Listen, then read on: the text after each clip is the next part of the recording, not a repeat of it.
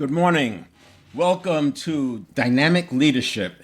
And today I'm using an illustration with Jim Collins' books, Good to Great and Great by Choice, because it ties right in. When I was searching for a solution for small businesses who want to scale, and if you think about growing and scaling, which I'll get into, it's a complex initiative, or it's a complex set of challenges ahead of you, because it costs money to grow and it costs money to scale, and you're constantly balancing those. And I'll talk about some parameters, but a few weeks ago I did a hot take and said dynamic leadership is the best leadership approach for small businesses seeking to grow and scale. And when I'm talking about growing and scaling, I'm talking about 10x.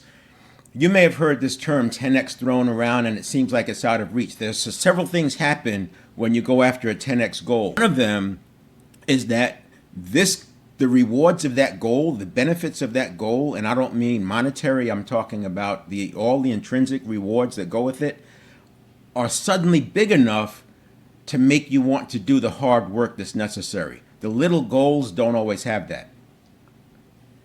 The second thing that happens with 10x is that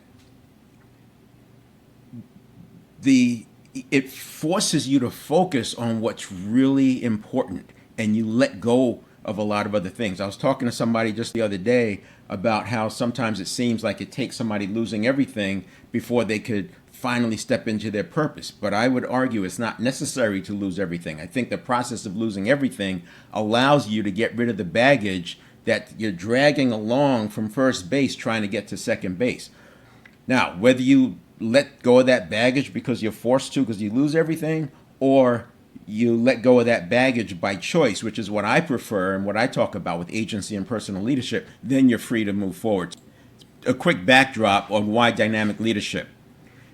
The other thing is, with small businesses, they have no time to, especially when you're growing and scaling, to concern themselves with a leadership process. They start hiring leaders, and oftentimes what happens, it depends, right? Because there are companies that have boards, and there are companies that are doing it, just doing what they've always done. And both of those can work. With the right board in place and the right mentors in place, they'll have you hiring these people before they're needed, and they'll have you hiring the right people, getting the right people on the bus before telling everybody or deciding the big destination for the bus, getting the right people on the bus. And the idea of draining the swamp or fighting alligators, right? And that's why I'm saying dynamic leadership is what you want to have if you're a company that's interested in growing and scaling. All right, so dynamic leadership, I already talked a little bit about the metaphor.